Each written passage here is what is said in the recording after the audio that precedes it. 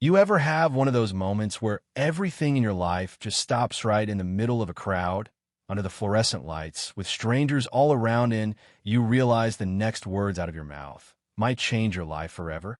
That was me, Marcus Carter, standing in the first-class cabin of my own airline, watching a white businessman glare at my sister's kids like they were trespassing on sacred ground.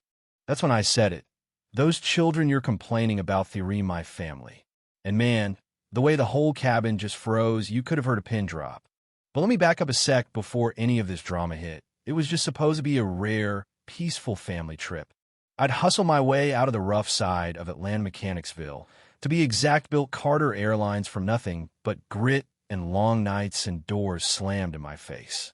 At 45, I'd finally carved out a little slice of the sky for myself, but time with my family was still the rarest luxury.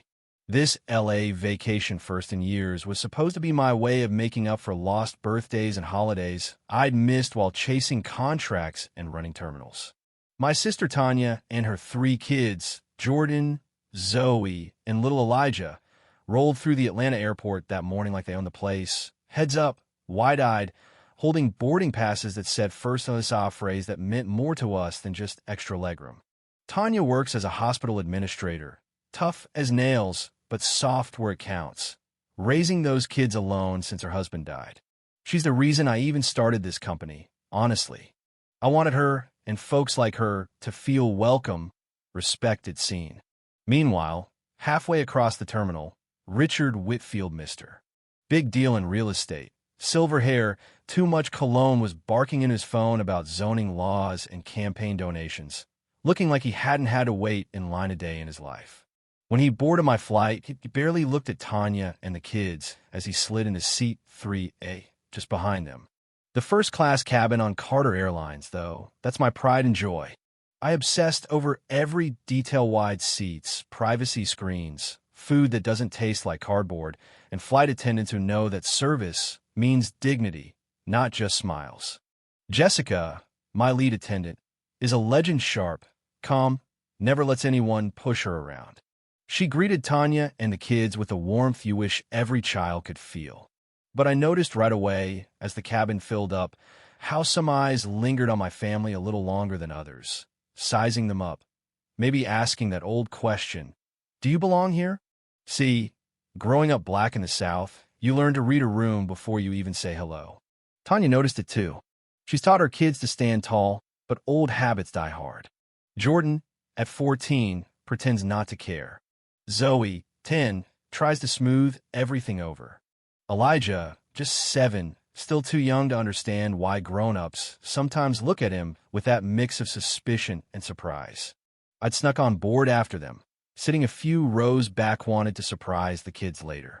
But as I watched, that old ache came creeping back. It took me right back to the summer of '88, when I was their age, swimming in a fancy neighborhood pool where my mom cleaned houses. Didn't last long.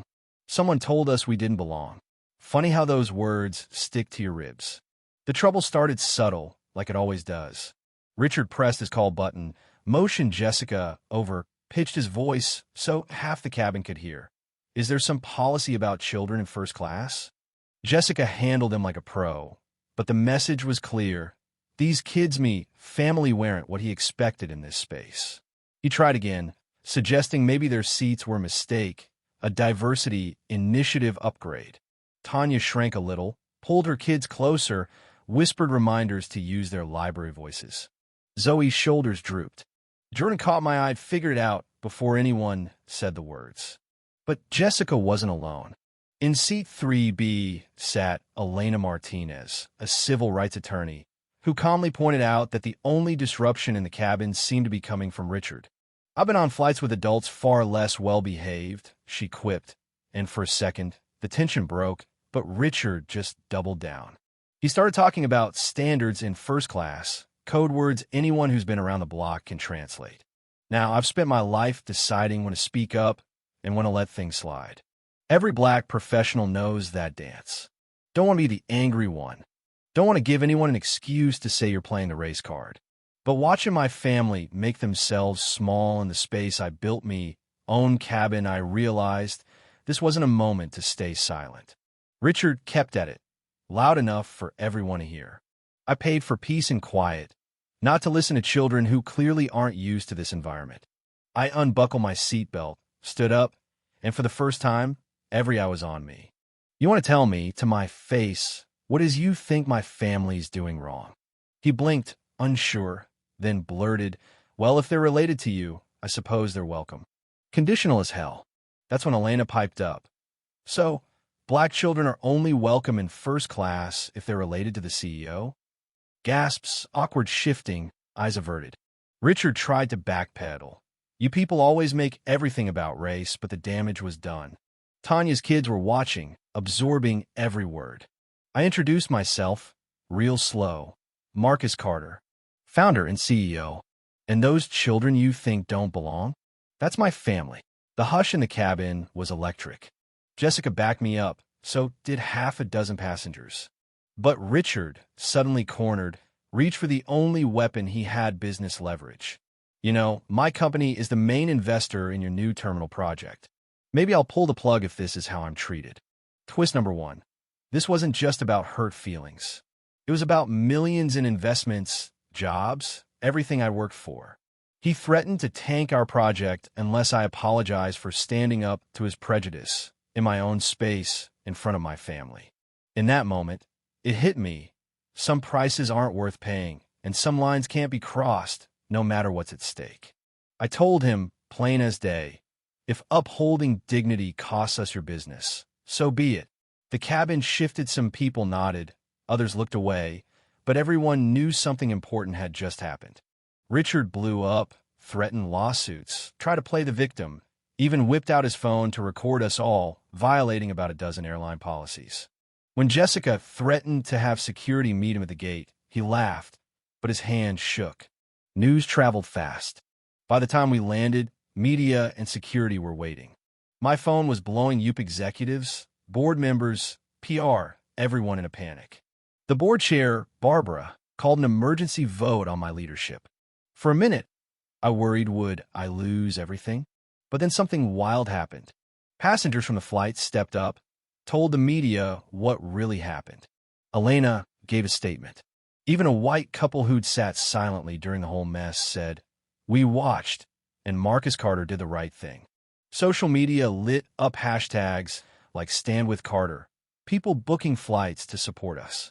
For every angry comment, there were 10 messages from folks who'd been there before, who wanted a company that stood for something. Investors who'd been silent came forward, offering new deals better than Richard's. Even our LA terminal project in the line, because of Whitfield got approved ahead of schedule, the committee wanting to distance themselves from him. But the most powerful moment was after the press conference, when Jordan's nephew took the mic, voice shaking but clear. It wasn't the first time people looked at us like we didn't belong, he said, but it was the first time someone with power stood up and said we did. That hit everyone in the room like a freight train. Sometimes, the real twist isn't what you risk, it's what you teach the people who come after you. And yeah, Whitfield tried to sue. He held a press conference, called me reverse racist, wheeled out some employees of color for the cameras. But it backfired. Former employees of his company came forward with stories of discrimination. He lost contracts. He lost his CEO job. My board, seeing the support, doubled down on our anti-discrimination policies, funded scholarships, and made dignity a core value, not just a slogan. 3 months later, I was testifying in Congress about discrimination in air travel. And while the suits argued about profits and brand image, I looked over at my family, Tanya, the kids, Jessica, and the flight crew, and remembered what really matters.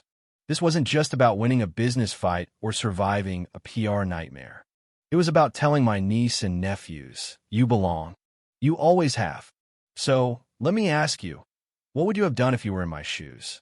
Would you risk your business, your reputation, for what's right? Or would you keep your head down, play it safe, hope things blow over? I want to hear your thoughts. Drop a comment below. Have you ever had to choose between what's easy and what's right? Did you speak up or stay silent? If Marcus Carter's story moves you, hit that like button, subscribe, and share this story with someone who needs to remember that dignity is never negotiable. Because the world we build tomorrow depends on the choices we make today.